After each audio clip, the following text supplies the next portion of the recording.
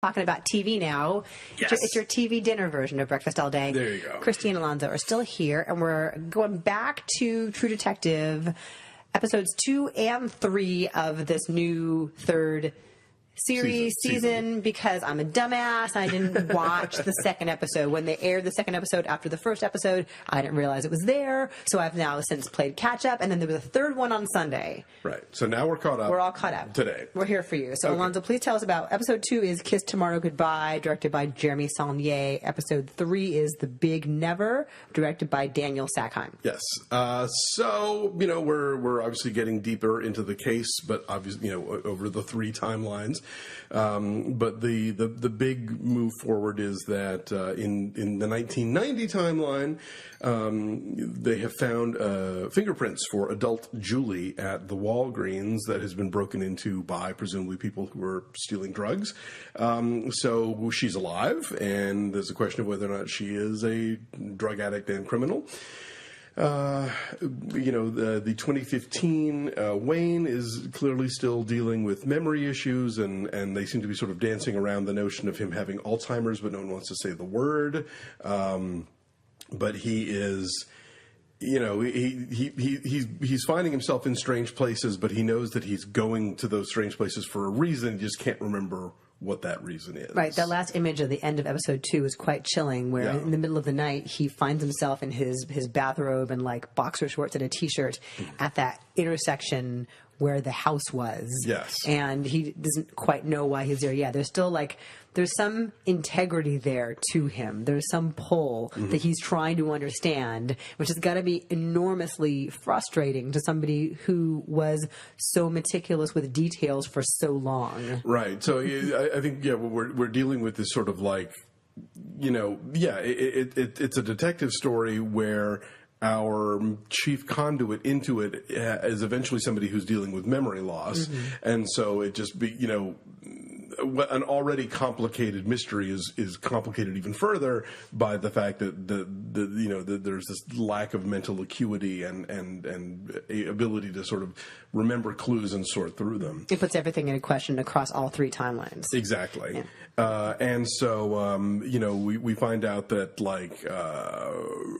1990, Roland has continued to, get promotions and to succeed as a lawman, and has been trying to kind of bring Wayne with him and being told not to. So, over and over again, I think the recurring motif here is this notion of being a black cop in a white power structure, and what that looks like, and how you get treated, and how you get treated by,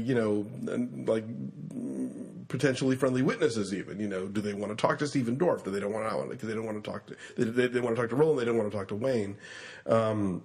Meanwhile, we see more of the relationship with Amelia, where she is kind of, having written the book sort of gives her this, it's like the thing they've always had in common is this case. It's how they met. It is, she writes the book about it, and he's in the book, which he feels uncomfortable reading. She goes to sort of use her feminine wiles on these cops in another town to find out about more information about the fingerprints, and he gets very resentful about that. We also learn in 1990 that Tom has stopped drinking and has found religion. That's Scoot McNairy's character, right? And the dad, and he's open to having the investigation reopened. If it means they can hopefully track down where Julie is.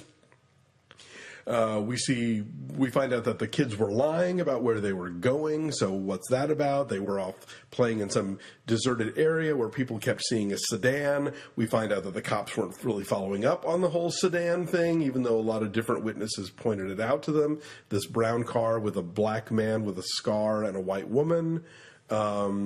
So, that's what we know. Yeah, more little clues. There are little pieces of paper that show up. Oh, right, with little scribblings on them in precise, what is clearly adult handwriting, reassuring notions saying, it's okay, don't listen to them, I'm here for you, things like that. And so you begin to wonder, was the disappearance a random thing that just happened that day, or were they being groomed to be lured away? Right. The boy was clearly inventing some kind of Dungeons and Dragons-ish game. You see, like, he finds like the multi-sided dice in the woods, and which makes sense for that period in time. Oh yeah, 1980. That whole satanic panic thing too. Where it's like, not only was there D&D, but there was, it's funny because Dave is reading this book called "Why Should the Devil Get All the Good Music," and it's about that whole kind of, at least partially about the sort of satanic panic craze of the early '80s, where you had these Christian pundits talking about heavy metal and role playing games and all these things that were going to drag their kids into Satanism and devil worship and blah blah blah. So I could see we might be going there. This being Arkansas. And then, we find out that the child's death pose mirrors his First Communion picture. Oh. Are Catholics the only ones who do First Communion? I don't know. Maybe Episcopalians do. I don't know. Yeah. Did you get baptized and confirmed and all that? Oh, yeah. I was Catholic. So, I was baptized, First Communion and confirmation. Same. And we turned out fine. Yeah.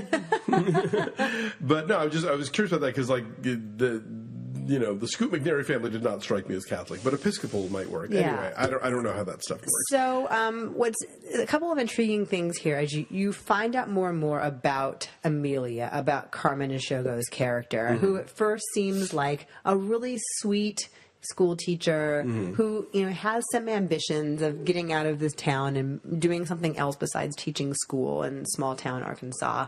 As she and Wayne get to know each other a bit, she starts talking in kind of vague terms about her Black Panther past in the 70s in San Francisco and what protesting the war. Things happened that were not good, is how she phrases it in a vague way as they're kind of flirting with each other and feeling each other out. Again, while on a missing child search in a state park. Yeah. Like their entire relationship is tied into this case. They're just kind of chatting, kind of passing the time, kind of getting to know each other. Of course we know that they're going to go on and they're going to get married. There are adult children who are in the 2015 timeline, so we know about all this. But she's kind of fascinating in the really subtle ways that she does and does not say things. Right. And it's kind of tantalizing. And it's an interesting contrast with Mahershala Ali's character, who, while he's distinct in all three timelines, in 1980, 1990, and 2015, he seems rather straightforward, right? Even like the memory loss is a straightforward, seemingly simple thing, whereas she's playing a game. She's kind of beguiling, and he's the one who just seems to be focused on the work and doing the right thing, and doesn't seem to have secrets, and she perhaps might. Yeah, there's that whole segment also where he takes the kids to Walmart. Oh, gosh. And loses the daughter, and it's like, first of all, Ace's job on recreating a 1980 or 1990 Walmart in Arkansas, but also the notion that, like, if you are dealing with like missing, murdered children all the time in your job, and then you become a parent yourself, like how protective you probably are, and how easy it is for you to go to the worst place, when the second one of your kids is just out of your eyesight for however long. I am probably a bad mom in that regard, because like I'll go to Costco with Nick, or Chris and I will go to Costco with Nick, and we'll just let him play on the iPad while we shop at Costco. Like in the car? No. Like in the iPad section of Costco. Oh, how they have like a bunch of computers and phones and tablets, and so he would never go off with anybody. He would never be lured away from anybody, and he's just so focused on that like he's not going to go wandering. He's 9.5. He's not going to go wandering randomly. We know we can go back and he'll be exactly there. Right. So I'm maybe bad in that regard. Like I'm not protective enough, perhaps. I don't know. I'm not a parent, so it's not I got no dog in this hunt. But I think I sort of see both sides of it. I think that there is an alarmism that is kind of created by the media in a lot of ways, where I think kids are allowed a certain degree of agency. Remember there was that thing a few years ago with the woman in New York where her kid wanted to like go home by himself, and they like on the subway. Yeah, and they set up this whole thing like, all right, we're gonna part ways here, and then you're gonna do da-da-da-da. And then like all these people got mad at her about it and flipped out. And I think like no, I think maybe there is such thing as being too overprotective. But at the same time, like you watch something like this, or a documentary like, oh God, what is that? It was Slamdance a couple of years ago. It was about a missing child, and it sort of delves into the notion of there are these, as this show kind of suggests, these sort of networks of I think it's like What Happened to Johnny, these networks of pedophiles, who do seek out these kids who are vulnerable, and so I can't imagine trying to make those decisions. Yes, no, I did definitely feel the panic of Mahershala Ali's character when he's like, he can't find his daughter at Walmart. Like we've all had that. So I want to get into a theory, if I may, and please only watch this. Did you read the story I sent you? I haven't, but you can give me the TLDR. Okay, so there's a story in Vulture. There's a theory posited in Vulture about this, and please only listen and or watch this part if you have seen episode 3. Well, I think by this point they better just making sure. I'm just my caveat to you all here. So the theory is that Amelia is the killer.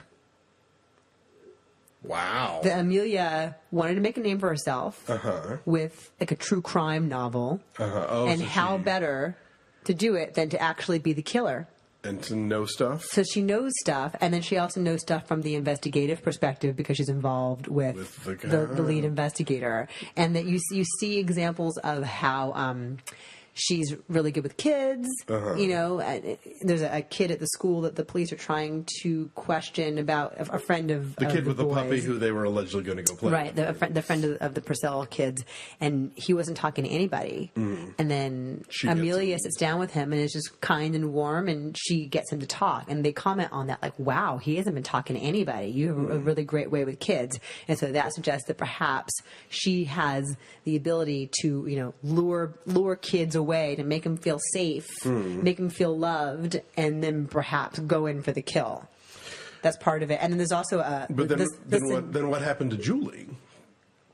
Right. If she's the perp, then who took Julie away? The story also comments on the slight kind of flinch that Amelia has when Wayne comes home and tells her in the 1990 timeline, Julie's alive.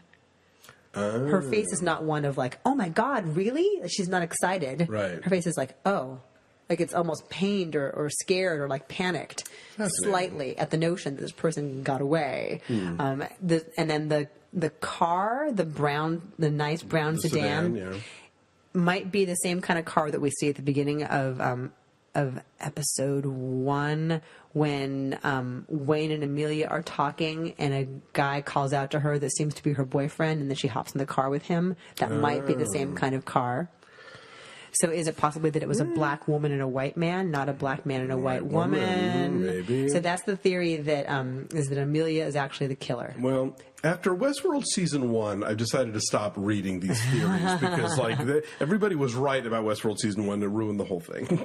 So I guess, is it fun then to think about that and look for clues to that regard, or just to go into it and enjoy the ride? I don't know, but I've just blown it for you, so you're welcome. I'll keep an eye on that, and we'll see. Yes. Anyway, so once again, I'm as always blown away by the versatility of Mahershala Ali and his ability to make this character so distinct throughout these 3 different time periods. Yeah, I mean, obviously, I think the whoever's doing hair, makeup, and costume has a lot to do with that for all the characters.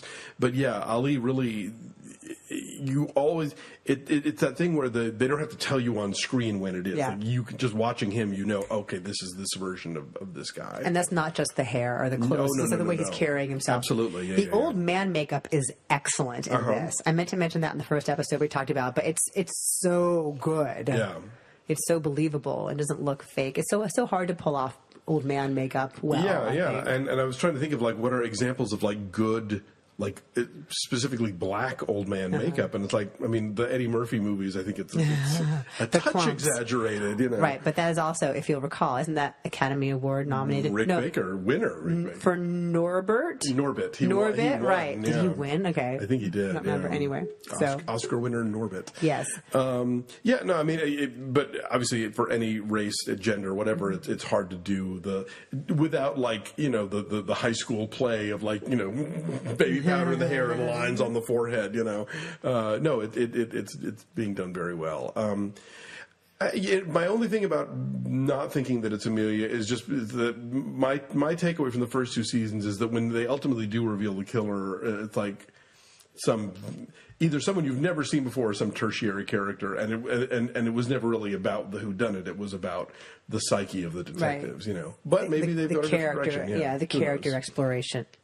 Exactly. Anyway. All right. Well, listen, thanks you guys for watching. Share your own theories in the comments. And we are on YouTube, and we're also a podcast. So you can subscribe and leave us positive feedback at all the places: Apple Podcasts, Google Play, Spotify, Stitcher, you name it. And you can follow us at BeFastAllDay on Twitter, Instagram, and Facebook. And we're BeFastAllDayPod or podcast at Gmail. Pod. We think it's BeFastAllDayPod at Gmail, but anyway, if it bounces back, you'll know it wasn't. All right. Anyway, thanks you guys for watching. We'll be back next week with more new movies and more True Detective. What's next week? What's coming out next week? What is next week? It's February 1st. Woo. That ain't a good sign. Well, at least it's not January. January's bad. Okay, I can tell you, I'm looking at the Handy Dandy Film Week list as we speak. So amazing movies like... Hang on. Arctic, which I have seen. Okay. That is, Mads Mikkelsen is stranded in the snow. Not to be confused with Polar, the new Netflix movie, also starring Mads Mikkelsen. That's amazing. Miss Bala, a remake of Miss Bala is coming out with Gina Rodriguez. Right. And Then Came You, which is a romantic comedy about a hypochondriac. Okay. A young hypochondriac is befriended by a terminally ill British teen. That sounds all kinds of adorable. Oh, brother. And, Velvet Buzzsaw. Oh, yes. Which is supposed to be amazing. Yeah, which is Tony Gilroy, right? Yeah, it's premiering at Sundance. It's Jake Gyllenhaal and Rene Russo reuniting with Tony Gilroy. It's premiering at Sundance. And going to Netflix. And then opening, is it only Well, Netflix? I might be getting some theatrical, but it's. Anyway. Wherever you are, you'll be able to see it. So I look forward, hopefully we can talk about that. There are screeners of that. Oh, good deal. We should talk about that. So good stuff is on the horizon, hopefully. All right. Well, thanks you guys, as always, for listening/watching, and we'll see you next time. Bye. Bye.